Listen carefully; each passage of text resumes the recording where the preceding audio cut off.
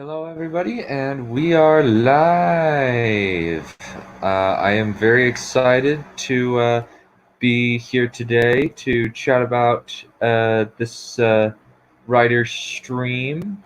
Uh, I am just going to very, very quickly share it on my Discord, and if anybody who is watching would please share this on Discord. I would very much appreciate that. Uh, right now, we got our guests trickling in. So, if you would give me 1 second to allow them into the stream. Welcome, Dr. Crow, Good evening. Hi, how y'all doing? Drake the Duelist, and a new face to the stream, Mr. Carl Saylor. Hello. Welcome aboard. Nice to have you all. Pleasure to be here. Nice. Alrighty. So, we're just going to be working with kind of a loose schedule. We're going to be going for about an hour and a half, and we're going to each person gets about 20 minutes, and it's to pitch their story and read their selection. I'm always going last, so what kind of order do we want to go in? Do we want Dr. Crow? Would you like to go first, and Mr. Sailor second? Sure. Sure. Cool. All right. So I guess I'll go ahead and start whenever I feel like it. Yeah. All right. So the bit I'm going to be reading for you today is the challenge you set for us, Dunn. Yep. Yep. That was supposed to be over 1,000 words. Yep. Didn't get that far.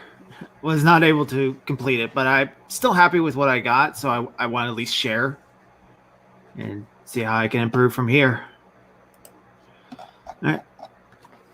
So this is a story called Parcel the Planet of Wealth. It is supposed to be about it's supposed to be a science fantasy style story. Oh, Hello. hi, Neph. Hello. Hello. Let's see. So as I was saying, this is Parcel Planet of Wealth. It's I described it as Conan in space. It's kind of the ideal goal I was going with. Okay. All right. There we go. The hot, blazing sun beat down on Jazzin as she rode into town. The hot purple fireball that warmed at this planet was the bane of her existence, burning her green skin and blinding her with its strange light. She just had to hunt Crid, didn't she? Muttering under her breath, she pulled into the docks of the traders, ready to unload her hull and make her hard-won credits. 400 fresh Crid skins, a tiny alien says, making marks on his holopad. Jasmine looks down at the tiny fluttering thing that moves up to her, giving it a nod. Good. Once I have it counted, you'll have your credits. Jasmine moves past him, pulling her rifle up over her shoulder and entering the trading post. The cool air almost made her sigh, feeling refreshed on her burned and dried skin. She moves her way past the shelves, browsing the wares. She mindlessly looks at different food and gear made for all sorts of spacefaring beings. Jasmine leans up on the counter, removing her helmet to let her red hair flow out. Her eyes moving to posters along the walls, promising new adventurers wealth beyond imagine here on Parcel. She can't believe she fell for that lie. 10 years prior. Jasmine steps off the shuttle, filled with excitement. She finally made it to Parcel, the planet of wealth. The strange metals and odd creatures here practically bled credits. And as a hunter, she could not pass up the opportunity. Jazzy ran to the end of the landing pad, looking out at the city below her. The frontier town of Gaz had grown quickly with the influx of fortune seekers here to hunt the Crid. Jazzy admired the people moving below, the strange block architecture of the buildings, and the shuttles heading off into the desert beyond. She took a moment to admire the large purple sun glowing in the sky, casting its odd hues on the teeming little town below. "Hey, lady! Get over here before you fall over the edge!" the lift manager shouts at her. "Now get on, I haven't got all day!" As the lift comes to a halt on the rocky ground below, Jason grabs a few bags, jumping off, tossing a credit to the lift manager. "Good luck, miss," he shouts to her as she ran off. "You're going to need it." Jasmine rolled her eyes. She was the best hunter back home. Hunting Crid would be no problem. These strange winged creatures with metallic skin that could resist standard blaster fire were wanted by almost every government and mercenary corporation in the galaxy. And they were willing to pay out the nose for it. Stopping to get directions, Jasmine heads into a large block building. The inside was bustling with tiny blue alien creatures flying to and from. Jasmine's never seen so many yings in one place before. She was warned that they were shrewd and clever, having a natural ability to run complicated mathematics in their own head that has made them some of the wealthiest creatures in the galaxies. "Hello, miss. Welcome to Parcel. Here to register?" Jasmine was greeted by a female ying as she sat down at the first open booth. Giving her a nod. "Excellent. Please sign these forms and we can get started on finding you a job." Quickly filling out the information on the holopad, Jasmine dreams of the stacks of credits, the adventures she will have, and the luxuries she will be living in. She dreamed so long of this moment, and it was finally getting started. And that's as far as I got. Nice. I like the color imagery. You do a good job of kind of allowing the colors to kind of give this planet a little bit of life. I thought it was interesting how you picked like a purple sun. I thought that was very interesting. Same with the coloring of your main character. Yeah. The skin was interesting. I got the inspiration by looking at a lot of those weird water art fantasy colors with like the weird big moons and stuff. And it's like, what if it just like changed the color of some things? Maybe. Everybody's Howdy. Hi, guys. Hello. Hello. Carl Sailor, I like your avatar. Oh, nice. It's from the book. It's the 8-pointed Star of Dawn. But unfortunately, I'm not going to be reading from you that. don't actually have an avatar. That was the joke. Yeah. Oh, never mind. You I can't tell. I've never used this before. Yeah. You When you have definitely- video on, you don't have the avatar showing.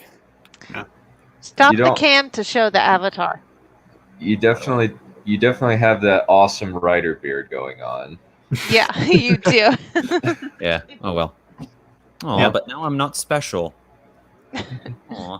Yes, you are. You're the only one who doesn't have an actual avatar now. If it makes you feel any better, you were never special. Well, if we're all special, what's so special about any of us?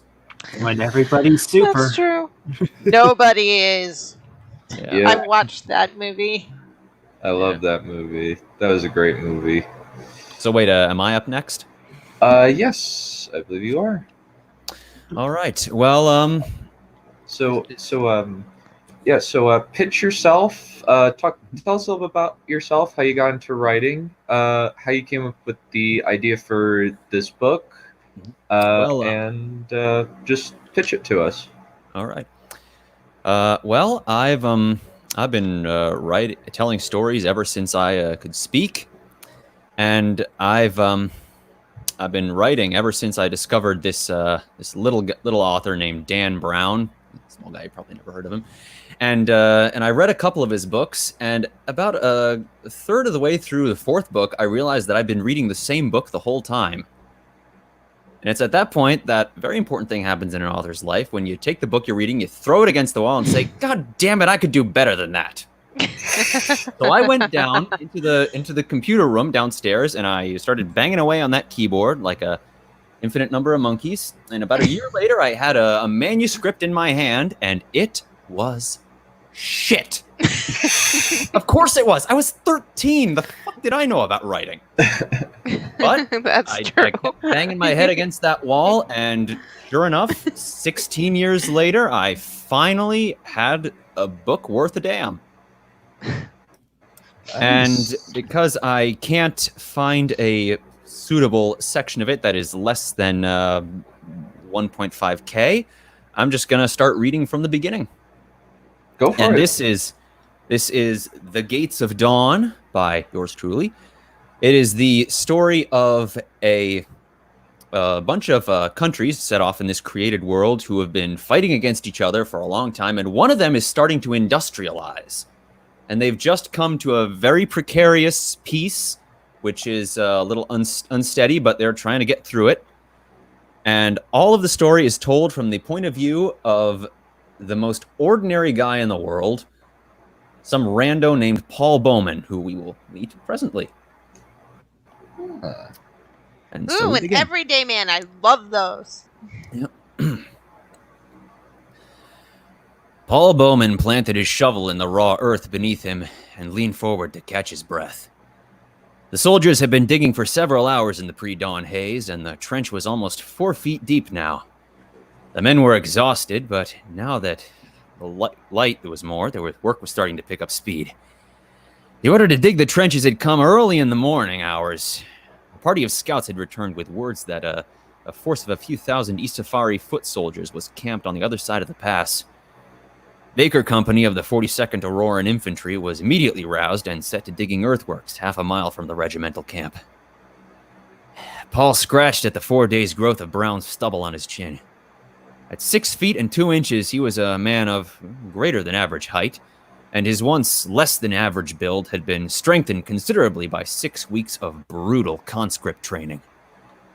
Idly, he ran his fingers over his short brown hair and straightened the black eye patch that covered the remains of his left eye. That eye patch was what probably had earned him the promotion of Sergeant Major, and the fact that at 32 years old, Paul was the oldest man by far in Baker Company. Probably the oldest in the entire 42nd Infantry. As he rested, Paul looked about and took stock of the area in the soft pink glow of the coming dawn. According to reports, this place was called the Southern Gap, a heavily wooded pass through the mountains of Dawn that marked the border between the Kingdom of Aurora and the Sultanate of Isafar. The soldiers were digging trenches along the trees just behind the crest of a ridge that spanned the width of the narrow pass.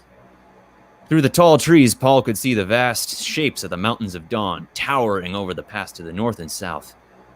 In the east, the pink dawn glow was beginning to slip through the high branches. And to the west, the dark remains of the previous night were shrinking away as the morning drew near. Paul glanced to his right, where 3 men were struggling to remove an exposed root before it collapsed the front of the trench. It was a simple task, but the 3 men couldn't decide how to go about it, and their collective indecision was threatening to bring down the entire front of the trench.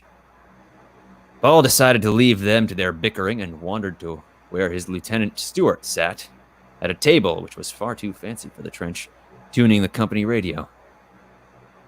"You got that thing working yet?"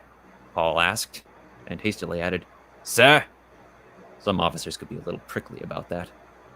"I've found our frequency," Lieutenant Stewart said cheerfully. "Just waiting for the enemy now." Paul frowned. Second Lieutenant Miles Anderson Stewart had just returned from the coronation ball in the capital, and he was in entirely good mood for the rest of the company.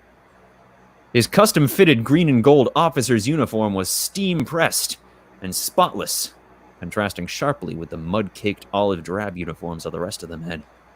And Paul had little doubt that the man had been eating very well over the past few days. Fiddling with the radio was probably the most demanding task the lieutenant had set himself to since leaving the officers' caravan a mile behind the front. "I hope either Abel or Charlie Company shows up before the enemy does, sir," Paul said with a sigh. It was only common sense. In the past 4 days, the men of the 42nd Infantry had been packed into a train like livestock and marched over 50 miles through the woods.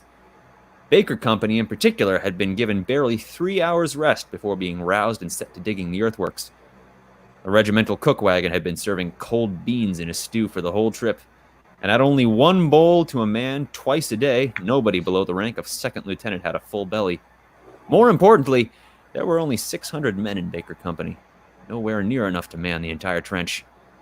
If an attack came now before one of the other companies arrived, it would be a miracle if every fifth man escaped with his life.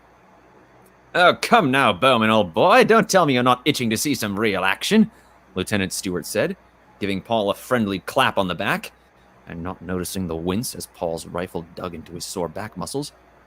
Where's your sense of adventure? Of pride in your country? It got beaten out of me in boot camp, sir, Paul said, only half joking. Ah, nonsense! Stewart clearly wasn't listening. It's the dawning of a new age. Hadvar is finally defeated, Aurora has crowned a new queen, and all is right with the realm. Or at least it will be once we give these barbarians a damn good thrashing. I don't get what the whole big deal was about the whole coronation ball thing anyway, Paul grumbled. She's already been queen for months, hasn't she? Why do they need to make such a big stink about it? Sir. Oh, we can't all be blessed with your cynicism, Bowman, old boy, Stewart said with a condescending smile. The common folk need a sense of continuity. There's more than enough misery in the world these days, what with the chaos in Annalaria and Hadvar expanding beyond the southern seas, and now these Eastafari dogs going on the march. The people need to be assured that here in Aurora, at least, law and order still reign. Paul shook his head. Well, let me know if we get any orders, sir, Paul said, and picked up his shovel and wandered away to continue digging with the rest of the soldiers. Lieutenant Stewart was out of touch and a bit of an idiot, but he meant well. And it could have always been worse. All the other officers were still asleep back in the officers' caravan. The fact that Stewart had even bothered to join his men at the front at this hour spoke volumes for his character, if not his intelligence. I think that's about as much as I can dare right now without going over. That was amazing. I like Thank it. you. Yeah, that's really good stuff. Yes. Thank you. I definitely get the feel of a dirty, semi-patriotic army camp from this place. Yes. It's not even just the diction. I think that the prose and the flow that you use, it kind of has a utilitarian vibe, not lingering too long on any one detail, but it's descriptive enough to give you the understanding of the environment and quick and fast enough to, like, make you feel like you're in a, what's the word? A wartime environment. War zone. Yeah. Yeah. Thanks. It's kind of how a soldier would write. Yeah. Mm-hmm. Especially That's the so description good. of everything about the lieutenant, how he was very clean, nicely fed. Even the table he's working the radio on kind of Yeah. gives that feel of the distance. Mhm.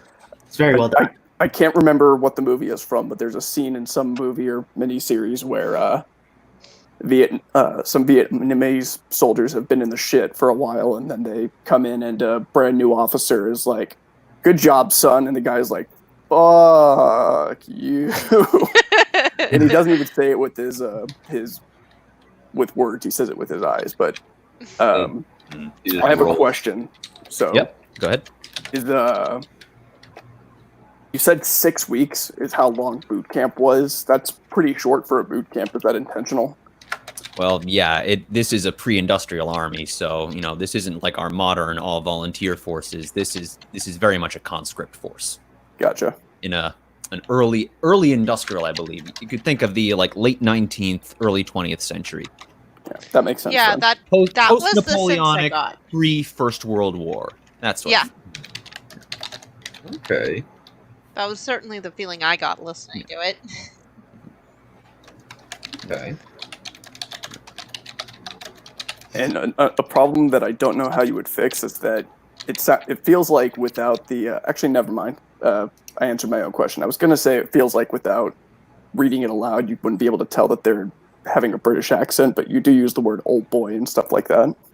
Yeah, there is. That's actually something I've done throughout the book. I terrorized my editor with this actually, but I actually have the characters, the upper class characters, are using British spelling conventions. Ooh, so everything is spelled. Color is O-U-R. Yep, with the and U in there. all of that. And civilization doesn't have a Z in it. That is very well done. And there's Nice actually a detail. little gag in there where the upper class people pronounce it lieutenant instead of lieutenant.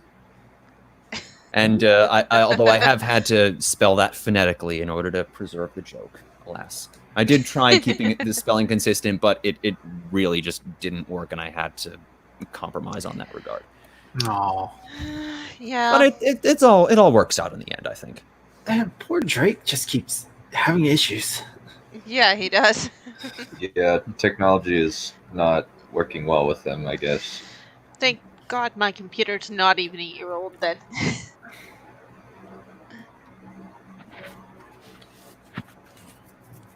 But yeah. Wait, he's just gonna switch machines. Okay. All right. Yeah. Alrighty.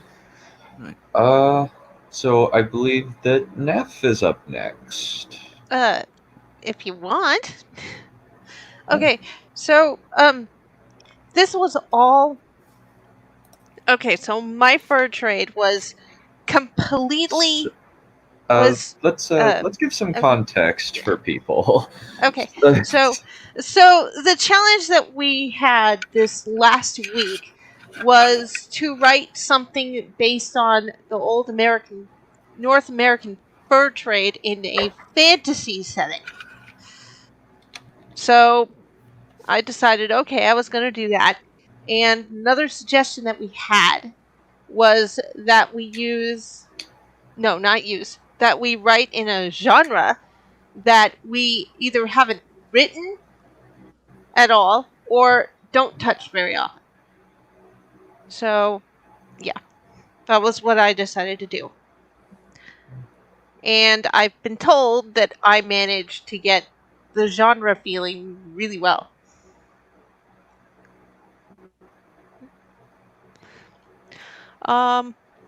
So this was entirely written by discovery writing, which means I had absolutely no plan whatsoever. I only have this one scene. I'm not sure what I'm going to do with it, but I've already had people say they want more of it, which is a bit of a problem, seeing as I have no idea what I'm doing with it. Okay, so shall I just start then? Yeah, go for it. Okay. Minerva pulled her light jacket closer as an icy breeze blew through the trees. Something in the air felt not as it should have been for the last few days. As she exhaled, her breath rose in a cloud of fog before her face. Today was unusually cold, and there was a silence that stood out in the stillness. Where were the bird calls? Where were the animal calls? The insects and amphibians? The hair on the back of her neck rose as she carefully surveyed her surroundings. The branches and twigs tied to the underneath of her pack felt suddenly very heavy, and part of her preemptively mourned the loss of the fuel for her fire should she need to run away. Her sharp ears caught the quiet crunch of the dead leaves in the undergrowth. Was it to the right, behind her? Minerva shifted, twisting her torso to scan the trees and the shadows they cast on the ground.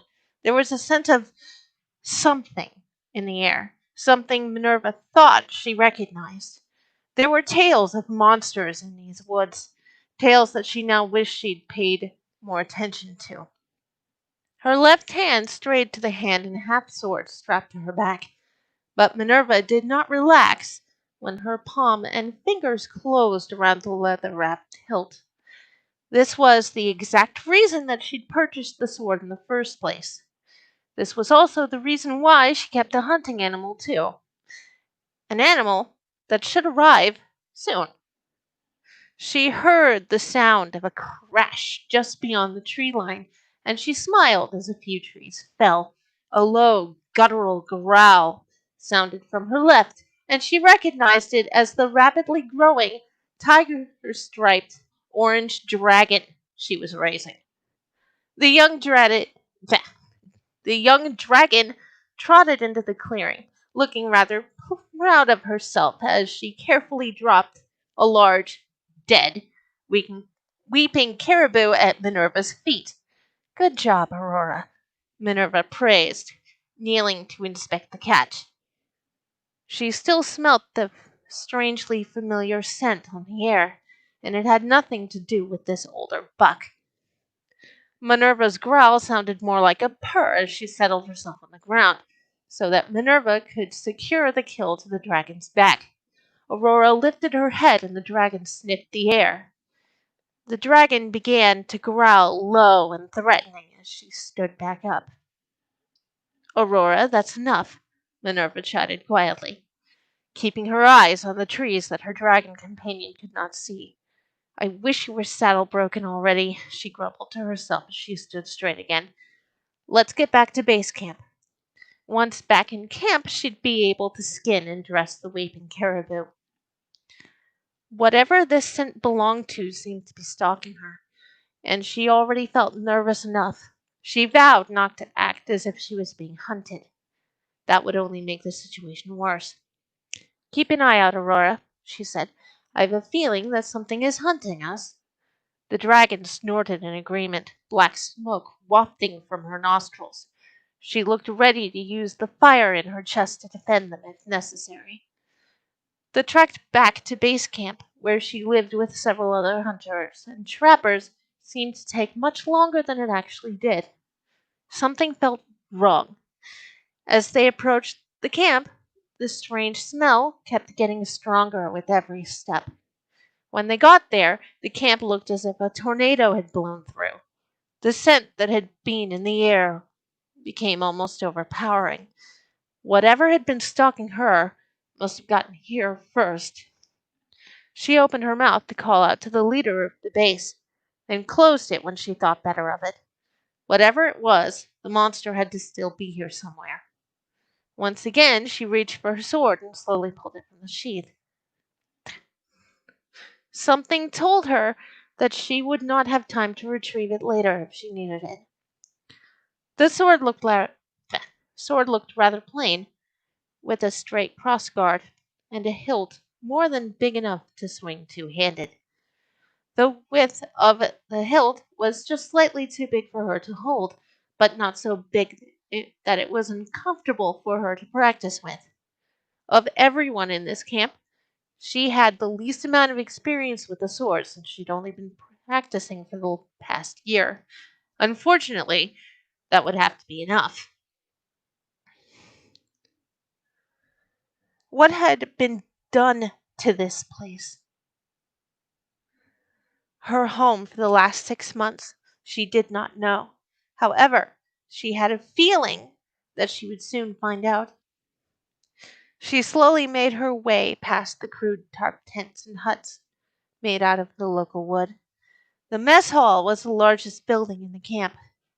Next to that stood the butchery, where each hunter and trapper could skin their catches. When she came to the mess hall, she saw the partly open door hanging by only one of its hinges. She reached for it and lightly pushed the door inward. She winced at how loudly it creaked in the dead silence that had enveloped the base. Inside, the mess hall looked darker than she'd ever seen it. Minerva's eyes strained to see in the gloom as she waited for them to adjust to the chilling blackness.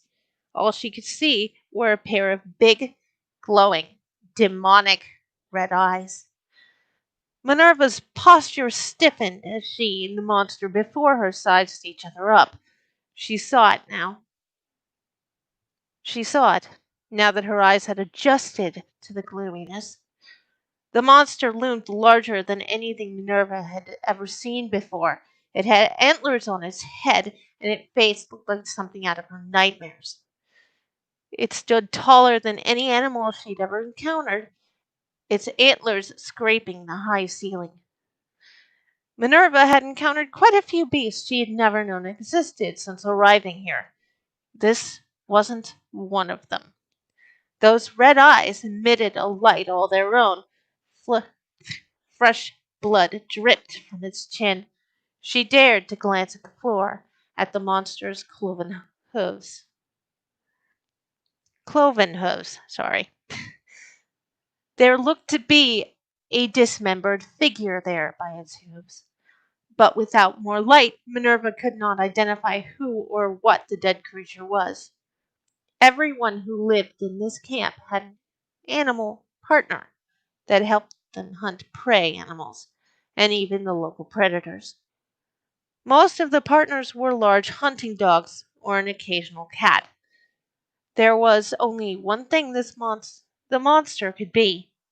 She had listened to the others tell tales of a beast that smelled of death, that walked on cloven hooves and saw through glowing red eyes. With a fur pelt as black as the deepest shadows, it preyed on anyone and anything in this and other forests. She had never thought she would see such a thing, had thought it was only a myth. How wrong she'd been. And now Minerva knew that everyone she'd known for the past 6 months, every friend she'd made, was gone. Dead or otherwise, she did not know. All that mattered was killing the beast who had killed all her companions. Her teacher, Peter, the leader of the camp. Her friend, Jennifer, who had only been here a month longer than she had. The thing, the monster that stood before her. She now knew what it was. It was a Wendigo. And that's that. Nice. Excellent choice in monster. Yeah, there seems to be a lot of Wendigo love going around right these days. I do love me some monsters. Yeah, that is weird. The Wendigo fascinations. Yeah. I think you do a really good job setting the setting up, and like basically know exactly where they are, and kind of can infer a lot of details about the world from the details that you give, without feeling as though you're bombarding us with jargon and with like flowery diction. Yeah, I've been told I have problems with purple prose, so I've been working on that.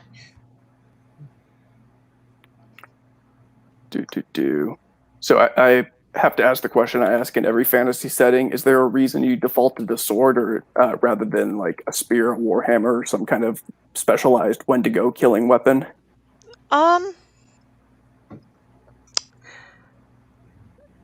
When I was writing this, as I said, it wasn't planned. I might go back and I might give her something else once I actually do know what I'm doing.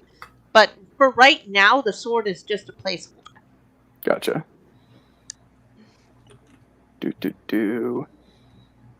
I have a couple word choice recommendations. So you said smells. Yeah. Okay.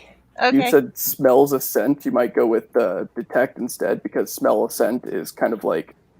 Yeah, it sounds redundant. Yeah. Or you could say smell something. Yeah. Or describe the scent. Yeah. Like, something like that. Well, she did describe the scent. It was like an eerie scent or something. Yes. And when describing the hilt, you'd use the width of the hilt. That's kind of a weird word to use for that. You might consider grip or radius or something like that. Yeah. Okay.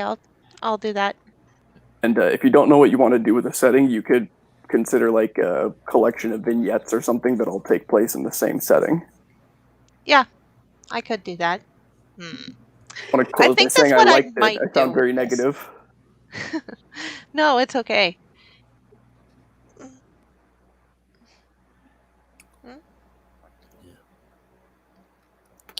Other suggestions? I liked it. Thank you. That's not a suggestion. I suggest you continue with it. I agree. Mm-hmm. Yes, I third.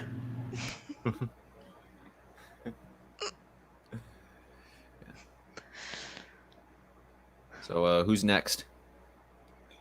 I believe that would be our dear friend Drake the Duelist. Actually, could you hang on a minute and put somebody else first? Something just came up. Just have to take care of it. Drat. Sure. Is anybody else ahead of me? Nope. Uh-oh. Okay. I can hang on just a sec. I could go, I guess.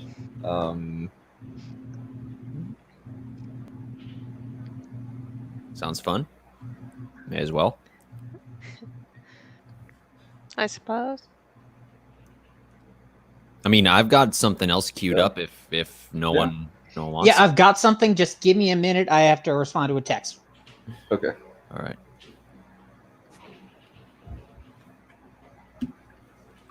Okay.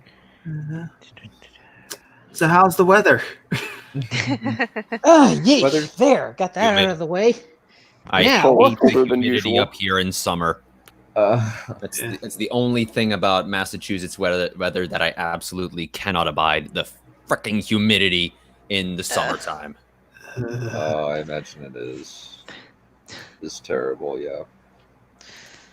Okay, I finally got it ready. I had the link in the private chat, and in kind of appropriate for a day where everything seems to be going technically wrong, my story is about everything going wrong as well. Everybody ready? Yeah. Got it pulled up if you want it pulled up. Yep, I got it. Okay, here we go. Calamitous. For as long as there were records, a perpetual hurricane raged somewhere far across the ocean. Ships had to navigate around it to travel to new worlds. Few ever returned from a more direct venture, and those that did unanimously reported that nothing out there was worth risking their lives over. On a night not that long ago, as some said that an unusual arrangement of stars hung in the sky, the eternal storm broke, and the waters finally calmed. In place of the storm was a massive forest island, unspoiled by human hands and thick with fir trees. Since when was it ever in man's nature to leave well enough alone? When the first explorers reached the shore, they found the wrecks of old ships from across their history strewn about the shore. It was a treasure trove of knowledge of long-lost cultures that even mainland histories had forgotten about. Entrepreneur voyagers and contractors alike rushed to the shores of the island. In the spirit of collaboration, they mapped the island's coastline. Though some of the early maps seemed to defy even rudimentary logic, it was as if the island was larger than the very storm that concealed it. Regardless of the ramblings of lost drunken sailors and their confounded cartographers, one thing became clear. This was no island. It was a continent. As explorers descended upon the shores, increasing numbers began to explore deeper into the continent, but all seemed to come back empty-handed and exhausted. Some deliriously suggested that they had ventured on in straight pathways, only to emerge from the clearing to find the very ship they arrived upon, though records of such explorations would prove rare. Anomalous misfortunes struck down increasing numbers of ships, from food stocks going mysteriously missing to ships being struck by thunderstorms from out of nowhere while on the way back to the mainland. Rumors spread that the continent was cursed. More enlightened, rational minds attempted to push back against the populace, who assigned the acts of pirates, mutineers, and weather phenomenon to a more malicious force. But the people would give the new continent a name based on their superstitions regardless. Calamitous.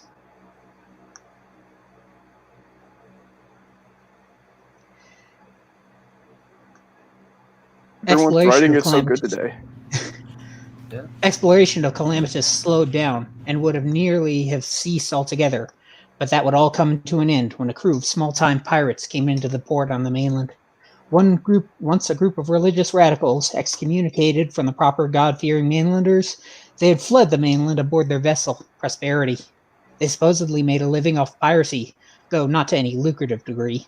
Mainlanders considered them little more than a nuisance, if anything, and even the most remotely armed ships were enough to drive them back. Some even reported dealing with them as reputable contractors, particularly those who wanted to avoid drawing attention to themselves. How could such impotent scoundrels return to the mainland with the wealth of kings?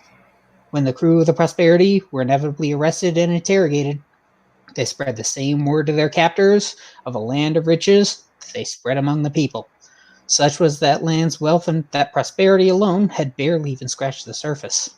When asked to describe what land they discovered, their descriptions all seemed to match a landmass of a size, location, and biome, matching a cursed continent that none dared explore. Examining the Prosperity's confiscated riches, anthropologists and archaeologists found all manner of trinkets and tools fashioned from gold, stone, wood, and even bones, though of whom or what they could not definitively determine. Some of the trinkets depicted furred creatures with pronounced snouts and raised, rounded ears, draped in such fineries as those that the pirates had found, as of some bestial likeness of a shaman. When questioned, the crew of the Prosperity claimed to have seen hair-covered, bulky creatures on the continent, matching the visage of the beast depicted in the pilfered treasure. To quell the panicked populace, the church's official word on the finding was that the pirates had forged these outlandish and heretical sculptures from those they had killed and from their victims' stores of wealth. Authorities claimed that the Prosperity's threat was greatly underestimated, and the pirates were confined to prisons to a man for crimes ranging from heresy to suspected cannibalism. However, some anthropologists harbored skepticism towards the church's insistence. Some of the items the pirates discovered seemed to make little sense as the tools of an average-sized person, but made far more sense as the paraphernalia of a creature the size of those the pirates had described.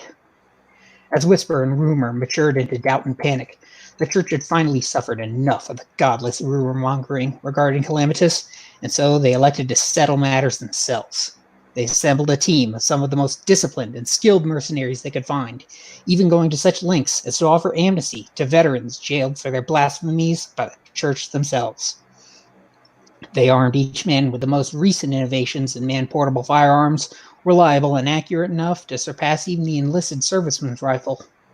Accompanied by a few of the more stable and cooperative crewmen of the Prosperity, and led by a priest of their own number, Father Bartholomew, whom had served in a local militia in his days before the cloth, they made for the shores of Calamitous to finally bring light to the strange continent. They set sail upon the vessel Questoris, a leading-edge brig built to the highest and most excruciating standards. She was equipped with every manner of modern navigational tool and staffed with the most experienced sailors in the land. A dozen guns could fire from each flank, ensuring that any who dared interfere with the Questoris' mission would meet their lord in short order. Such expenses would typically seem inordinate, but when sinister murmurs dared to draw weary souls from the mercy of the cross, gold was no object. As the crew first took stock of their vessel, a finer ship than any of them had ever seen in their careers, it took them a little time to brand themselves Questers in her honor, with some branding the former pirates of the Prosperity as Prosperators, both to differentiate the nobler, saner Questers from their mad shipmates, and as a thinly veiled slight to the heathens. Father Bartholomew saw no reason to issue admonishment. The Questers weathered many violent storms as it approached Calamitous, but they were of no consequences to the Questoris' masterful engineering and her veteran crew. Upon reaching the continent, Father Bartholomew led the mercenary Questers and their Prosperator guides to the shore upon smaller canoes. He instructed the remaining Quester sailors to keep vigil over the ship, wary for the unseen and unexpected.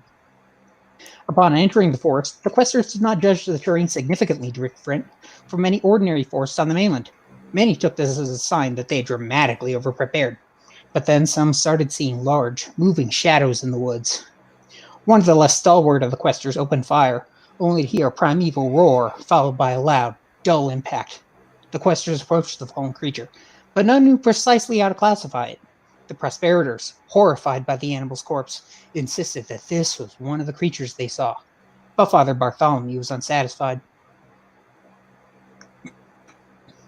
Save for its size and some unique features, it was a creature like any on the mainland, likely good for its meat and pelt. Some of the Questers even suggested selling its fur back on the mainland, compounding their profits from the venture even further. But Father Bartholomew paid the Questers' naked avarice no mind. The creature was far from the supposed sapient tribal creatures the Prosperators claimed to have seen. The Questers harvested the body for its fur, draping it over their clothes as they made a hearty meal of the animal's untimely sacrifice. Father Bartholomew donned the head portions of the creature's hide, yielded by the Questers to the most deserving of leadership. Father Bartholomew insisted that his acceptance was solely to abate the heat of the midday sun, for the Lord shuns the proud. The Prosperators declined to participate in either activity.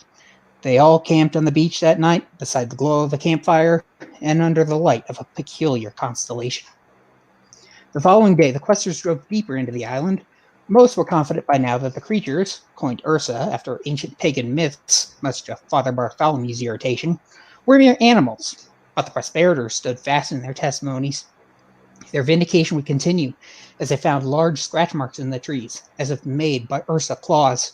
The other questers would dismiss these as territory markers, as if the Ursa were like wild dogs. They found it harder to dismiss an increasing number of bark carvings that seemed to form simple runes, not unlike those found on the jewelry which the Prosperity retrieved. Following the trail of markings, and consistently goaded onwards by the increasingly eager Prosperators, the typical forest gave way to a thick jungle. The questers would come across more of the Ursa, but the Prosperators discouraged hunting them further. As the good Lord did not send them to this land for plunder, and the Ursa's hide the questers divided amongst themselves was sufficient proof of the continent's safety, Father Bartholomew obliged. In fact, he made a decree of their request, as the questers had no shortage of provisions. Tree markings gave way to trinkets of a craftsmanship consistent with the treasure found by the Prosperity. Suspecting a ruse, Father Bartholomew had seen enough. He immediately attacked the nearest of the Prosperators and pinned him to a tree, suspecting this was an elaborate hoax the Prosperity perpetrated, and the entire journey was a waste of the Church's time and resources. With odd calm, the Prosperator insisted on his innocence of such accusations and suggested to keep moving inland, but reiterated his previous concern that further Ursa bloodshed was ill-advised. After all, the first was a mere accident, and could probably be forgiven. The land seemed to go on too far. It was as if the sun was fixed in the sky above them, though perhaps they were growing dehydrated. Eventually, the group stumbled upon a freshwater river. Father Bartholomew praised God for the find, just as their need for fresh water had become dire, as the others all offered up words of thanks of their own, though the benedictions of the Prosperators were of a different sort. Refreshed, they took stock of their provisions, position, and resources, particularly the markers they left in their wake, a series of lanterns upon waist-high stakes that had the fuel to burn for as long as a week. Running short of these markers, the questers decided to plant a single, final marker at the river and then proceed upstream. Father Bartholomew led the way, followed by the questers, with the Prosperators following close behind. The questers started becoming more and more familiar with the Ursa around them, occasionally catching a glimpse of one in the distance, utterly unthreatened despite the creature's mass. The Prosperators, by contrast, seemed far more fearful of the creature's presence. Such was the way of pagans, Father Bartholomew thought. The wise fear God alone. The questers followed the river up an increasingly steep hill to the edge of a cliff. Some remarked that this seemed like unusual geography for a continent that didn't appear to have much in the way of high ground, as speculated from afar. But what they saw in the distance took every word from their vocabulary, leaving them in mute awe. In the valley below was a towering statue of an enormous serpent. Were the statue alive, it would have been able to crush the Questors in its maw. All the while, the questers had not noticed that the Ursa had been closing in on them, as if herding them to this place. Questers turned their rifles to the forest, ready to earn their pay, only for voices to intrude upon their minds. They covered their ears to no avail. Father Bartholomew shut the noises out of his mind as a large shadow approached him. He took aim at the looming Ursa's silhouette, but at the pull of the trigger, his rifle blew apart from the inside out, a victim of what ought to have been an extremely improbable mechanical failure. The figure that approached, walking upon hind legs as if a man, seemed the likeness of the blasphemous talismans the Prosperity had recovered. Father Bartholomew struggled to put aside the demonic utterances in his mind that gave clarity to the statue in the valley, but he succumbed before long. It was as he imagined a divine vision from Almighty God would have seemed to the prophets. He reached out into a sky thick with clouds, but he didn't reach with a man's hand. Was this a vision from the Ursa? Above him, or above the Ursa through whose vision he beheld, was a massive reptile, like depictions of the dragon of St. John's Revelation, though with a doom all its own.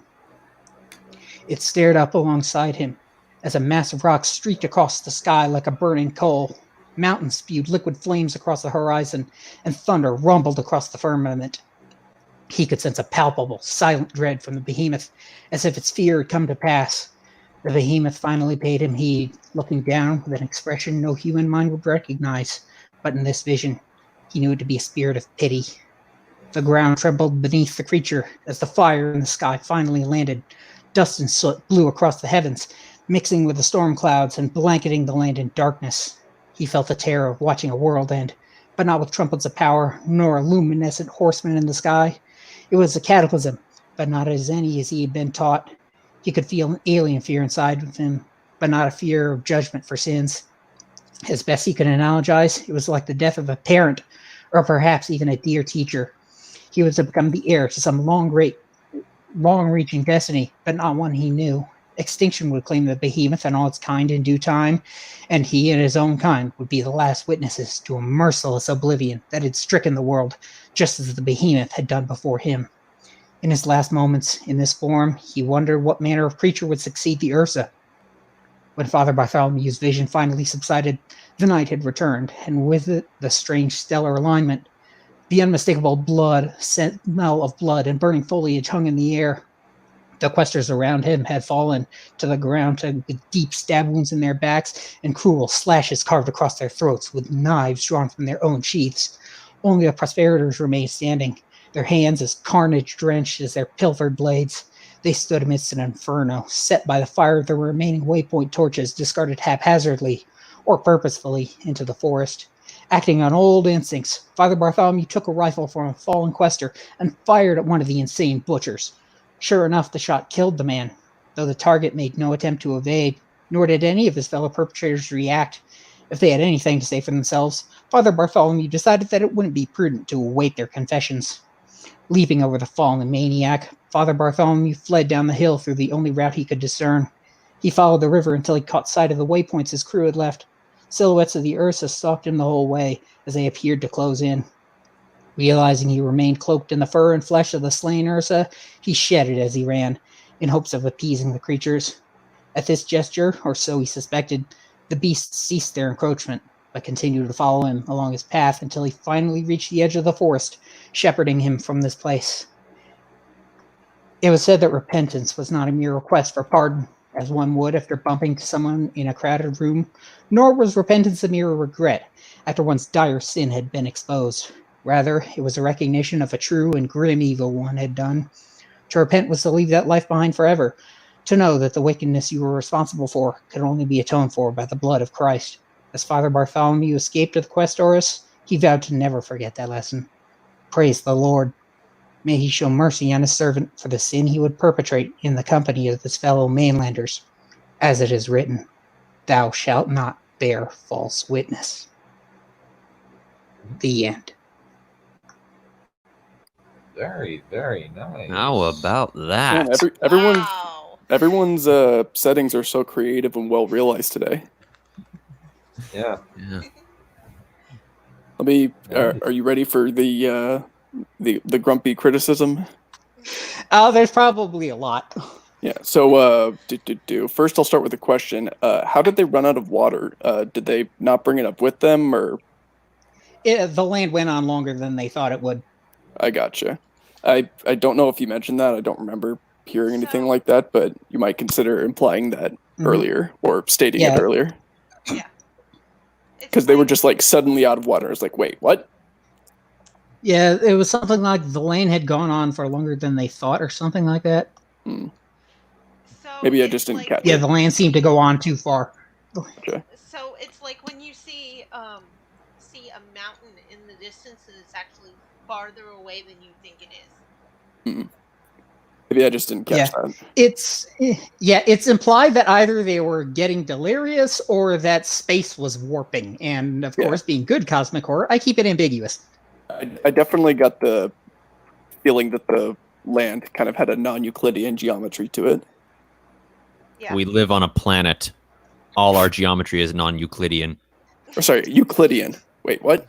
No, I think Non-Euclidean geometry is geometry on a curved surface. let me Google this. Hang on. I've been using that word wrong. Give me a minute. Kinda. That's part We of it. wanna be But writers. the implication is that there's a geometry beyond the geometry 3 spatial dimensions that accounts for 4 spaces that invalidates everything that we know about the 3. That's what Lovecraft implied. That's how I was using it. Fair enough. I can accept that. Okay. All right. Not hard. abnormal geometry. You made me question my sanity. I've been using that word for like 10 years now. I just say TARDIS geometry. Gotcha. Ah, All right. So that certainly works. So sometimes you refer to the ship as the Prosperity, and sometimes as Prosperity. You just need to pick one, and I Stick thought I with was just calling it the Prosperity. maybe I just couldn't hear you saying the a couple. No, you said the several times. There's the Prosperity and the Prosperators, who were the crew. I maybe have been slurring that a bit because I've been trying to get this under 18 minutes. As in the Argo and the Argonauts. Yeah, no. I Yes. understand that. Makes sense. Like in the beginning, he referred to it as Prosperity, and later he referred to it as the Prosperity. Maybe I just couldn't hear that the. So Yeah, it's supposed to be Prosperity. you definitely say the Prosperity several times. You use the word maybe that's- questers a lot. You might want to think of a couple other means by which to refer to them, because you use the word questers like repeatedly back to back. Yeah. You were using it as Argonaut, an Argonaut equivalent, I believe. Yeah, which is fine. It's just that you use it a lot. Yeah. And this one is a much less serious note. Your creature is called the Ursa. That's the name of the thing in the creature in After Earth. So I don't know if you want to do that. Well, the idea is that no one knows what bears are until they come across them here, and that bears are implied to be like contemporaries to the dinosaurs. Oh yeah, I know that Ursa means bear. I'm just letting you know that the thing in After Earth is called the Ursa, and that movie is terrible. Yep. Yes, that is. It's kind of up for debate whether that's Shyamalan's worst movie on top or Last Airbender is, but I would say Last Airbender. Yeah, I'm gonna have to go with Last Airbender. Yeah, Last Airbender is a bigger body count. For me, it's either The Last Airbender or The Happening. I honestly don't think After Earth was as bad as either of those. Oh yeah, with the There's something I just learned actually about bears. Apparently, because all of our languages are descended from Proto-Indo-European. Almost all the languages of Europe and India are descended from Proto-Indo-European. The original word for bear was hrktos, which is of course becomes arctos, which is derived from which is how we get the word Arctic, because up in the north there were bears.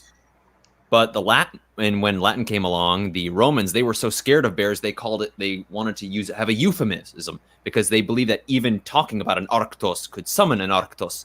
So they called it an ursa. And then that replaced the word for bear. And then as Latin spread around the world, people didn't want to say ursa because that might summon an ursa. So they came up with a euphemism for ursa, which was the euphemism treadmill. Yeah. Yeah. Exactly. Also, that's how terrified we are of these monsters. The first one, what was that? Arctos? Arctos. Yeah. I can't pronounce it Proto-Indo-European because, let's face it, it's 7,000 years old and nobody talks it anymore. But it's derived through many fathers to Arctos. Yeah, apparently, that's where the name Arthur from Arthur Pendragon comes from. Really? I did not know that. That is so cool. Speaking of weird Latin things, the word barbarian is derived from like a racist thing that the Romans called the people from Gaul. They called them barbarians or barbarous because they're like, all their language just sounds like ba ba ba. So it's basically the Roman equivalent of calling a Chinese person. I thought that was Greek. My understanding is that it was Roman, but it's essentially the Roman version of calling a Chinese man ching chong ding dong. Yeah, that one I did know. Yeah. It's like all they say is bar, bar, bar, bar.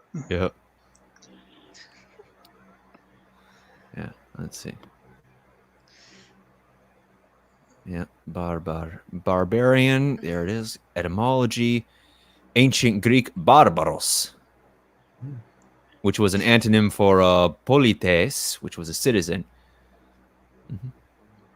Well, So, that yeah. makes sense. Yep. Nice. Basically, if you could, the Romans did if steal you everything could from speak the Greeks, Greek, you were a civilized person, and if you couldn't speak Greek, they didn't care because all those languages just sounded like bar, bar, bar, bar, bar. Gobbledygook, in other words. Yep. Like blah blah blah. and the Romans stole everything from the Greeks, so maybe that's how that happened. Probably, yeah. Well, it was the Romans. They stole everything. Pretty much, yeah. Yeah. They did give us straight roads. Stole all their so mythology and filed off the serial numbers. Pretty much, yeah. Kind of like what the English language does. Yeah, basically. Cool. Yeah. It's like that, like Chinese knockoff. It's like, no, this isn't Adidas. This is Abidas. Or something. Yeah. Cool. All right. Alrighty, I believe I am now up next. All right. So this is going to be a section. Oh, I forgot. Carl Saylor's book is actually published. I put the link in the description below. Please check it out. Based on the selection that we read today, I am assured that it is a very, very high quality. It's also free to download during the pandemic if anyone wants or needs something to keep them sane in these trying times. Nice. Sorry, this is what that's free to download? The book, the ebook, Uh, my book, Oh, okay. did you get the title? The Gates of Dawn. Nice. Nice. So this is a section of Tempest of Shadow, the book that I just barely put out this week, and this is basically kind of the introduction of one of the main antagonist of this book, and I just wanted to read a little bit of this because You're in very high demand, actually, because it says the book is out of stock. Is it? Oh dear. Oh wait. Well- Oh, that. Damn it! I put the link to the paperback. No. That's the ebook. Yeah. This is the. Okay, I will. Good catch, Neph. Sorry. I will. Yeah, I will. I will switch that when the time comes. Yeah, I thought that was weird. Yeah. Alrighty. So, Boy. this is actually Chapter 3 of Tempest of Shadows, available now on Amazon, Kindle and paperback. Ja-Ana, literally the serpent, tugged on a pair of sandals over her bare feet. She loathed being forced to wear shoes, but thankfully sandals barely constituted shoes. Shoes were jail for feet. That was the long and short of it. The only reason why she was able to walk around barefoot was either by levitating or by using the power to create a small whirlwind around her feet, brushing away anything that might cut them. Slowly, she reached out to the great power, filling herself to the brim with the raging, fiery torrent of power. She quickly mixed it with the female half of the lesser source to stabilize the sensation of pain she felt while drawing on the great power. With delicate precision, Ja-Ana tore a temporal hole in the fabric of reality, reducing the distance between herself and her intended target. Instantly, she was floating in the air above a large city, the resonance coming from the central building. Ja-Ana closed her eyes and breathed in the crisp smell of northern spring air, so different from the highly humid southern kingdom she ruled over. She adjusted her parachute pack, put on her breathing mask over her mouth and nose, then released the two sources. Instantly, she began plummeting headfirst toward the brightly lit city below her at rapid velocity, the brown hound coming up toward her steadily. Just as she felt the source leave her, Ja-Ana pulled the ripcord, causing the parachute to spring out from her back, flowing behind her. Carefully, she used the cords to direct her descent toward the building in the center of the city. There was a resonance to her finely attuned senses, a feeling of a vibration emanating at steady intervals. Slowly, Ja-Ana glided to the top of the building, then let her pack fall from her shoulders as she strode toward a large window, drawing her small stiletto and sliding it through the glue that held the glass in place with the source forged blade. Once it was finished, she pushed once, causing the glass to fall inward. Just as she fell, she grabbed the glass and let it down slowly. Down gently. Slowly, she entered the stone corridor, letting herself admire the beautiful architecture and design work on the walls. It was captivating, but she had limited time. Absently, she let a pair of stiletto blades fall from her sleeves into her hands, then spun the one in her right hand reflexively. Eyes flicking from side to side, she strode through the halls, sliding through into the small hollows within the walls whenever a guard got close. "Hey!" Jana turned to see a pair of guards wearing silver armor lower their glaives to point aggressively toward her. "Stop right there! Identify yourself!" Casually, Jana split on her knife so that she held it by the blade, then flung it at the first guard. The man fell to the ground without a sound, his companion charging forward with his long-bladed sword spear pointed forward. Gracefully, she twirled out of the path of the spear, dexterously avoiding his attack, then sinking her second blade into his jugular. Blood fountained from his mouth as he sputtered a few last breaths, staining his sin a bright crimson. Quickly and efficiently, she grabbed her stilettos and rushed away. Normally, she would have tried switching armor with the men, but unfortunately, they were significantly taller and wider than her, so their armor wasn't terribly useful to her. "Where is the device?" she thought, scratching her palms in agitation. The emptiness inside her was awful. She hadn't felt that particular sensation in ages, and it was very distasteful. The resonance grew steadily louder and louder as she combed through the building, but the direction she was headed toward was toward the center of the building. There were surprisingly few guards around, which was relieving to her. For all her dancer's grace, she wasn't that capable of a fighter. Especially if a large group came at her without her powers, she'd be caught out here in this horrible, silent place. Grimacing, she kept going, sneaking through the halls with a growing sense of unease. Where was the device? They shouldn't be too worried about the object. Parachuting in this city probably wasn't something that people would think of in trying to steal their prized talisman. Finally, Ja'ana reached the focal point of the resistance, a large metal door that appeared about a foot thick. No guards stood on watch. Casually, she reached into her cloak, pulling out several small explosives and placing them against the wall. They were a new design, small bricks of explosive material with the consistency of putty that had more explosive force than just black powder, and was less likely to be damaged by wet weather. The first two she slid into the door crack at roughly the spot she assumed and was where the locks were at. The third one she held in her hand, a small detonator attached to a white brick in her hand. With a quick series of intricate movements, she activated the ones in the doors, then hid inside one of the halls. Within a few seconds of her arriving, the explosion shook the building as if an earthquake had hit the fortress. The sounds of men rushing out of the safe room was her sign to use her third explosive. She activated it and tossed it into the room before plugging her ears. Another explosion, this one even louder, shook the floor. Slowly, she stuck her hand out and glanced into the entry room. Several men wearing brown and gray clothes, spears clutched in their lifeless hands. A few of them had been killed by an initial blast wave, but the closest one to their bombs had been seared with horrible burns. Jana shook her head. The Gen were great warriors, but spears were no match for her explosives. Sandal feet crunching the chipped stones, Jana strode into the room, then grinned at the sight of the silvery spike hovering above the small plinth in the center of a dimly lit room. Setting herself to run just in case there were additional traps for unwary thieves, Jana estimated the distance between her and the spike. Taking a deep breath through her nose, she dashed toward the plinth, leaping the last few feet. Nothing.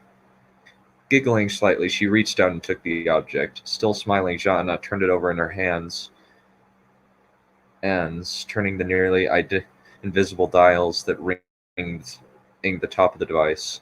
Pieces moved against each other as she adjusted them, waiting for the instant when the music of the power would return to her. Finally, at long last, the resonance ceased, and she felt the source like a warm glow in the back of her head. Isisa's lyrical melody resonating in time with the dissonant staccato beat of the great power. Eagerly, she opened herself to both powers and directed the flows into the air around her. Slowly, she floated into the air, casually kicking off her sandals as she drifted away. She casually opened a portal beneath her hand, this one more a hole in the fabric of reality that bridged the distance between her and her study. She dropped the device into its place next to her desk, then created a ward around it that would kill anyone that touched it but her. A slow smile quirked her lips as she floated through the corridors toward the outer edge of the building. Now, it was about time to show these primitives what real power was. The end. Nice. Did she blow open the Nice. doors with C4? Yep. I'm really That's what I liking thought. this blend of magic and Yeah. technology. You know, I was going to say that too. I like I love the it. we got a varied. lady with portals and then putting on a mask and doing what is that, like a halo jump out through a portal in the sky? That's some real ingenuity right there. It's very fancy. And I got some very Portal and Portal 2 game vibes from this. And it Huh. was amazing. That's cool. The book is already out, right? Yep, the book is out. The Well, link is. I had a note. Oh, go for it. I would say when you're describing the difference between the charges she used and the black powder, you say then just black powder. I would recommend then black powder alone. Just it would flow significantly better. Oh, okay. I don't know if you're able to like I do can. that on the fly. I can edit the ebook version, and then re-put it out. Paperback, I'll just have to unpublish and publish a new version, but that's fairly easy. You could just scratch it out in all the copies and write it in. Yeah. Oh, yeah, I know the feeling. I'm constantly finding places in my paperback where I've left out words that neither me nor my editor, or at least, or maybe I missed during one of the passes. Editing can be. Oh boy. Editing can be really, really Yeah. yeah. Yeah. Just Yeah. That's a technical term in the writing business, by the way. Yeah. Yeah. Well, one of the neat things that I did with this was basically there are various levels of magic usage in this world. Where she is at is a place where magic is kept at bay by a magical artifact that keeps people from using magic inside of it, or even sending magic into it. That's why she halo jumped in. So it's And- formatting. Pretty much, yeah. It's formatting only. Like, I imagine the location is more like Shale Ghoul. I even call it Brandon Field as a slight nod. Yeah, And- we're showing our influences proudly Yeah. on our sleeves. Yeah, I'm basically like, now it's kind of like there are people in this world that are like I kind of imagine it like, what if like the Age of Legends didn't end in certain areas and there's high levels of tech magic everywhere. Like, one place actually has a hotel with fire extinguishers that basically act like a little ring up in the ceiling, and they suck up any flame into it. Nice. That's very clever. cool. Yeah, I try to be. Magic systems, like when they're done right or done creatively, are super compelling. Yeah. Yeah. And all I had to really think of is like, how do I kind of make some neat little like modern technology stuff and just put it in as like an artifact X stuff. Like, some areas have cars, tanks, while others have more steampunky type stuff. Mhm. And then other places have more like Renaissance era technology because they've distanced themselves from magic completely, and they don't really want to be around it because of the horrible wars that have been happening for the last several hundred years.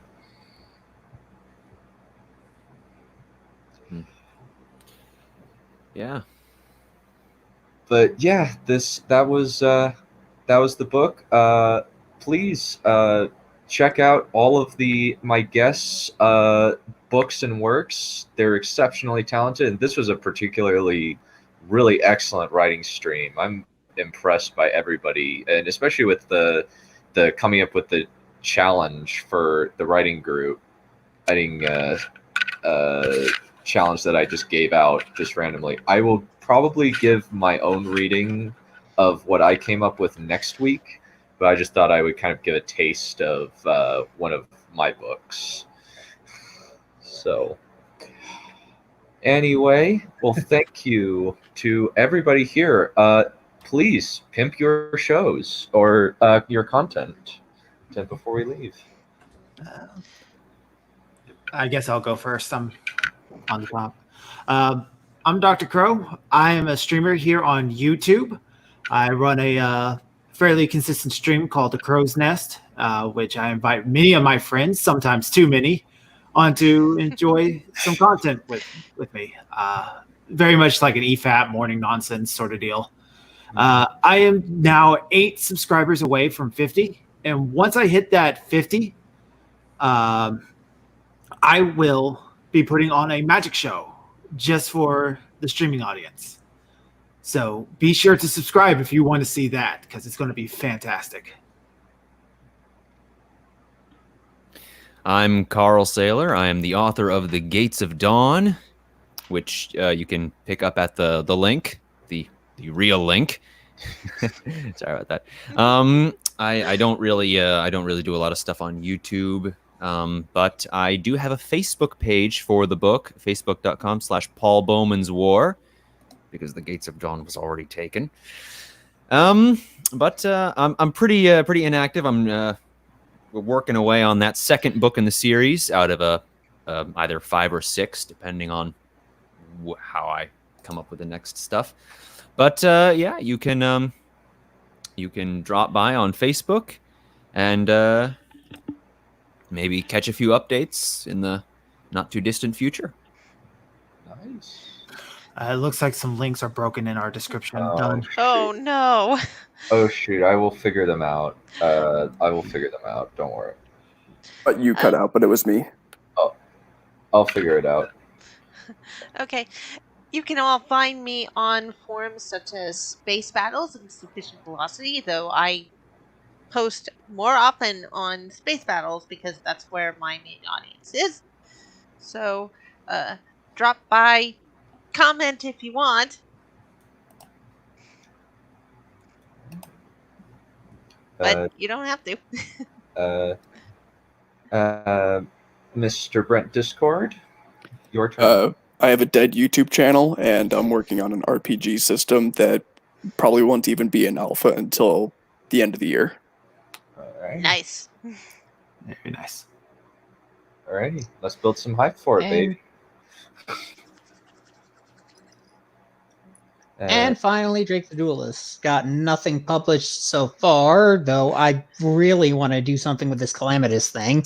I just don't know what yet. My main projects on the docket right now are Science and Sorcery and Phalanx. I've done streams on those before, elsewhere on Dunn's channel.